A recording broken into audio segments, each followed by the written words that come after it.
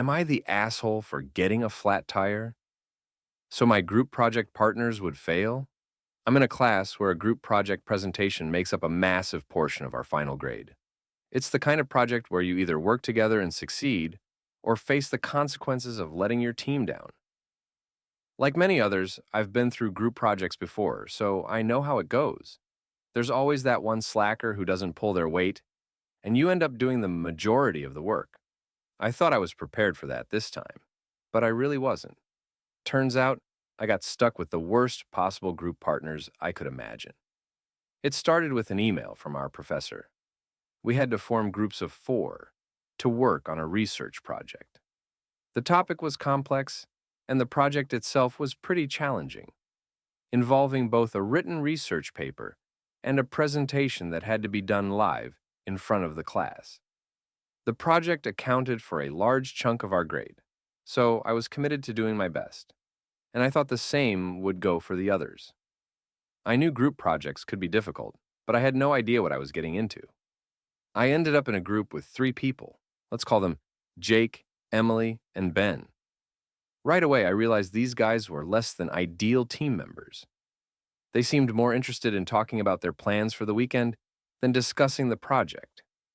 When we first met to talk about the task, we divided up the work fairly.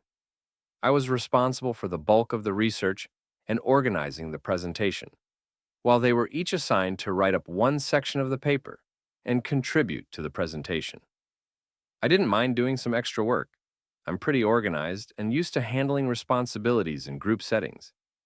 What I didn't sign up for was carrying the entire group. At first, it wasn't clear to me how bad things were going to get. I sent out a group message asking everyone to confirm their sections of the project and when they could meet up to discuss progress. Jake said he was working on his part. Emily promised to contribute the data she was supposed to find, and Ben seemed to be on board as well. But when it came time to actually meet and check in with them, no one showed up. It became a pattern. I tried to schedule meetings. No one showed up. I tried to talk to them about splitting up the work more evenly. Jake would send me an emoji or a thumbs up as his response. When I followed up with Emily, she'd say she was busy with other classes. Ben, who had the least work assigned to him, would barely respond at all. It was clear at this point. I was doing everything and they were doing nothing. At this point, I started doing all the research by myself. I drafted the presentation slides, I made sure the research paper was on track, and I even started working on a poster board. I sent them drafts of everything and politely asked if they could contribute anything. Their response? Silence. One day I even messaged Jake specifically asking him, "Hey, can you work on the section about the methods?" He replied with, "Yeah, sure," and that was the last I heard from him for days. As the presentation date got closer, I began to panic. I had been doing everything, I mean everything, on my own. I even wrote up a little script for them, thinking that maybe if they had something written down, they'd at least sound somewhat prepared when it came time for them to speak. But still, they ignored me.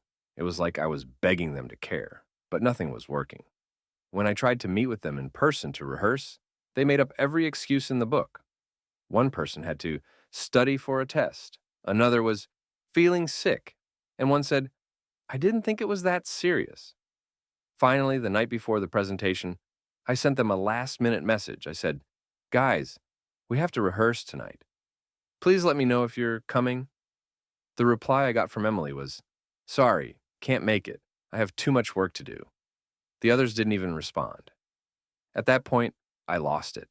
I knew we were about to fail, and I was so frustrated.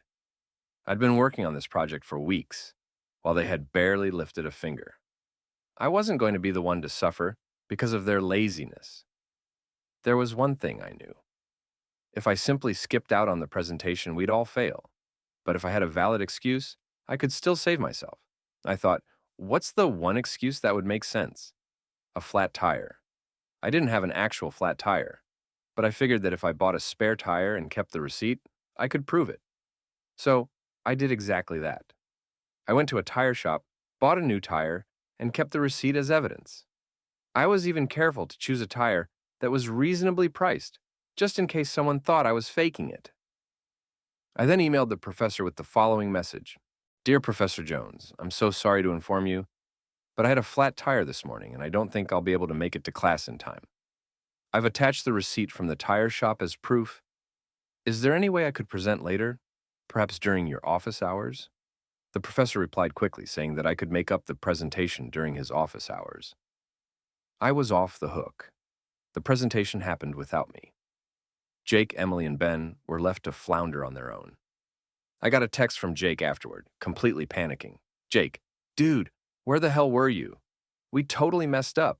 We didn't even know what to say. Me, I had a flat tire. Did you guys do okay? Jake, no, it was horrible. The professor was really mad. I think we failed the project. Honestly, I didn't feel bad at all. I had tried for weeks to get them involved, to get them to do even a little bit of the work. I even tried being kind about it, giving them easy-to-follow instructions, but they never bothered. Now, they had to face the consequences. I went into the professor's office hours the next day, and it felt almost like a relief to present alone. I was fully prepared, and the professor was impressed with my work. He even said, "It's great to see you taking this seriously when it seems like others aren't." The following week, I heard from some of my classmates that the group as a whole had done terribly. They had no idea what they were talking about.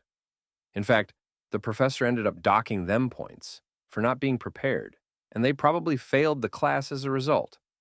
I ended up with a solid grade on the project, but I felt a bit bad for them, except not really. Now that it's all over, I'm left wondering if I did the right thing. On one hand, I'm satisfied with the result.